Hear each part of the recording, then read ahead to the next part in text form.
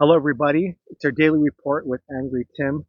This is part three in my series of why you should start a business in 2025.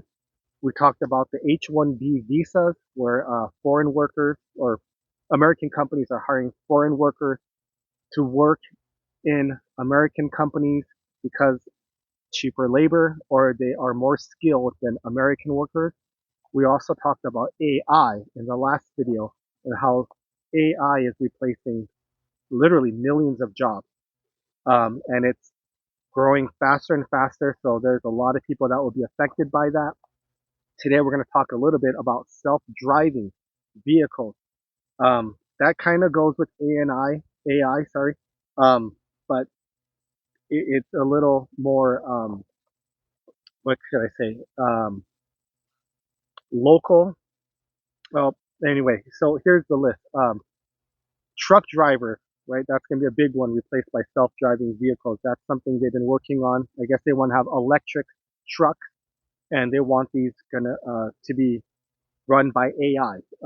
They just don't feel humans are safe. I guess that's true. I mean, a lot of these truck drivers drive long hours. They can get tired, sleepy, and make bad judgment, on the road, or when the road conditions are bad, you're basing it on your visual. If it's foggy, rainy, snowy, where AI could maybe use sensors and other things to adjust, driving conditions when it's really bad out there. So truck drivers, there are approximately 3.5 million truck drivers in the U.S., including both employee and self-employed drivers. Of these, 1.98 million operate heavy and tractor trailer vehicles. So that's going to be a big one, and that could be, I mean, in the next decade or so, we may not see human uh, drivers for these large trucks. I don't know if it's going to be affecting like delivery, like UPS and Federal Express, but I bet they will be following suit as soon as the technology is there. They will. I don't know how they're going to get the vehicle to your porch, but the truck itself could be self-driven with AI technology, and then maybe they do have a worker, but the worker doesn't have to drive. They just get out and deliver the package and jump back in the truck, or if there's a way they can get some robot, I don't know, to take the package to the door. That's the hard part, right? With Federal Express or UPS, any of these home delivery companies, is getting the package from the truck to your front door or having you sign for something. The driving part, I'm sure, that could be done with AI. Taxi drivers. So, we had traditional taxis, then, Uber and Lyft came, made everyone, through an app, a taxi basically overnight. Um, so they were able to drive the fare down lower and beat out traditional taxi companies. And now Uber and Lyft already created a brand. So as soon as AI or self-driving is approved by the government, you can be sure they're going to pretty much cancel all of the human drivers, right? The people that were side gigging, side hustling Uber and Lyft will no longer have that job because it'll be replaced by a self-driving AI vehicle. That would be a little easier to replace than Federal Express or UPS because a taxi can just pull up, you jump in, get you to your destination, you jump out. You don't need, someone to deliver something to a door. So that one is a little easier. Same with like pizza, unless the customer comes out, to like the Domino self-driving car, and then you get your pizza. Maybe that'll work, but they're definitely gonna have a hard time getting the pizza out of the car to your door. So I'm not sure what they have in store for that. Bus driver, another one. Uh, Bus drivers, about 500,000 bus drivers will be affected. We talked again about delivery drivers, UPS, FedEx, Amazon delivery drivers. That will affect about 1.4 million people. Chauffeurs, I didn't even know that was a thing anymore, but according to this, I guess that's like a limo driver or kind of like a private tour guide. Um, they say there's about 200,000 chauffeurs in the U.S., including those working for limousine services and private companies. So, just like Uber and Lyft. You can put that technology into any type of car, luxury vehicles, vans. It doesn't matter. Railroad conductors. There are about 80,000 railroad conductors in the U.S., and that could be replaced by just, I guess, self-driving trains. Emergency vehicle drivers. This category includes police officers, firefighters, and other emergency responders who drive vehicles. Um, Estimated about 300,000 people will be affected by that. So if you're doing, there's a lot of side gigs. What is it, like DoorDash, um, the Amazon deliveries? There's a lot of that's I forgot what they call it. I think they call it the final mile. So there's a lot of, when you buy a package, getting it from the shipping container, they can get into a big um, container truckload to a warehouse, but then from that warehouse to someone's final destination, like a local address, is where the big companies are having a hard time, and they're using a lot of like Uber, right? People using an app, private drivers, to get these final deliveries out. Amazon's using them. Sometimes you see even FedEx using them. Walmart delivery. I'm sure there's a whole bunch of people using these private type drivers, and those will probably be replaced with self-driving vehicles. Again, the only problem I see is how getting the package out of the car to the porch. Because not everyone is home. If you're delivering something, um, not everyone's going to be able to come and get the package from the car.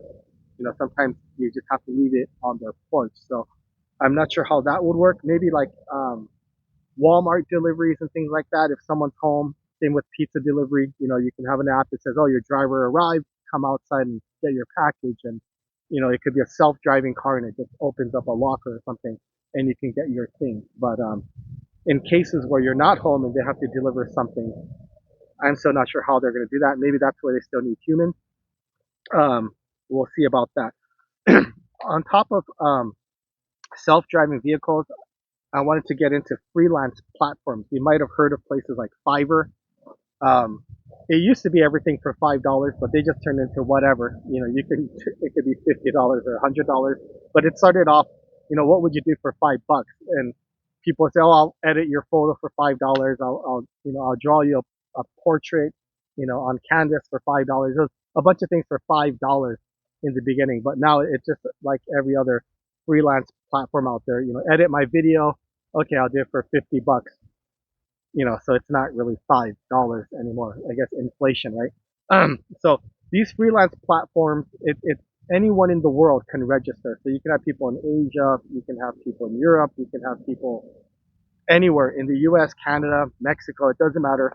All bidding to do a job or offering their services. So that's going to affect American workers because you could be a freelancer in the U.S. editing videos or doing voiceovers, or it doesn't matter what it is. But now it's becoming more accessible to find people in other countries to do the same job for a lot cheaper. Just like these companies are using H-1B workers. They're bringing in these skilled workers, cheaper workers to America to do the job. But if it's something that could be done remotely, you can just hire them overseas and have them do all your graphic video work for maybe half the price of someone locally in the US. So freelance platforms, Fiverr is one of the most popular ones. They're known for their range of services, including graphic design and digital marketing. Upwork is another one. They specialize in IT, writing, and customer service. TopToll focuses on high quality freelancer in the fields like software development and financial consulting. Freelancer.com offers a large selection of freelance jobs across multiple categories. FlexJob specializes in remote and flexible job opportunities. Simply Hired lists freelance jobs along with traditional employment opportunities. Guru provides a platform for find, freelancers to find work in various fields. Behance, great for creative professionals like designers and artists. And 99 Designs focuses on design work, including logo design and branding. So all of these sites, basically, you can hire anyone in the world and, get the best value. It's great for people looking, for skilled workers. But if you are a skilled worker yourself, that's just more competition. How do you compete with someone in a country where, they only need to make 500 a month? That's the cost of living there. And that covers, their apartment, their room, food, cell phone, internet, entertainment, everything for $500 a month. And they're happy with that. Where you might need to make 5,000 a month in the US and you're bidding on the same job, right? Your costs are 10 times higher and, you can't charge 10 times higher. So it's great for these people because they can make, they can get rich out there because their cost of living is so low and their local job market pays so little. Maybe, again, they only make 500 a month, but they might make 5,000 a month, uh, online freelancing. Where if you did the same work they did and you made 5,000 a month, that's just barely getting by, right? These guys in a, a much poorer country, or whatever, a third world country, making 5,000 a month, they're rich. So they're doing the same work. What's the difference? Their cost of living. So freelance platforms is again another reason why if you're in that industry right now, you should start looking for some side hustle or become a freelancer yourself. But that's a big disadvantage of living in America because you got to pay US prices for everything, right? When you go shopping, when you pay your rent, pay your gas, your electric, it's US prices. So as an American, it's very hard to compete online. But if you live overseas in a poorer country and you're competing with Americans, easy, right? We're way overpriced here. They can easily undercut you by 50% and they're still doing well. Um, Again, there's a whole bunch of different things, other things, with the freelancers, but, the freelance hourly rate, or project fee. So freelancers typically charge an hourly rate or set a fee for project. This can be more cost effective for short term or specialized tasks. No benefits. Um, Freelancers are responsible for their own benefits such as healthcare and retirement and time off. Freelancers can be hired on as needed basis, which can reduce overhead costs. So there's a lot of advantages to rather than hiring employee for whatever your graphic design department, you can just outsource it to freelancers. You don't have to worry about all of those benefits, right? Retirement benefits, healthcare, overtime, hourly, workers' compensation, all these things that when you hire an employee, you have to worry about. You can just hire them as you needed it, pay them hourly, regularly, or just hire them for a project. When you're done with the project, you're done with them. You can look for someone else if you weren't happy with them, or you can use them again if they did a good job. But it's not like you have to hire and fire and deal with all these, problems associated with hiring an actual employee. So companies in the U.S., instead of hiring someone locally, could easily be using freelancers online to get the job done, and a lot of benefits and savings for the employer. So that's it for this. I have one more coming up.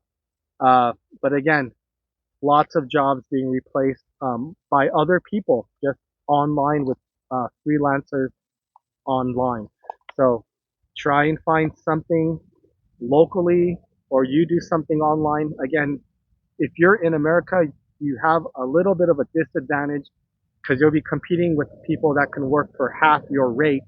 And in their home country, they could be making a ton of money. But if you had to work half your rate in the US, can't even survive off that. You might have to work double the hours, you know, so there's a little bit of a disadvantage for Americans there. But I'll have another video for you soon. Have a nice day. Your friend, Angry Tim.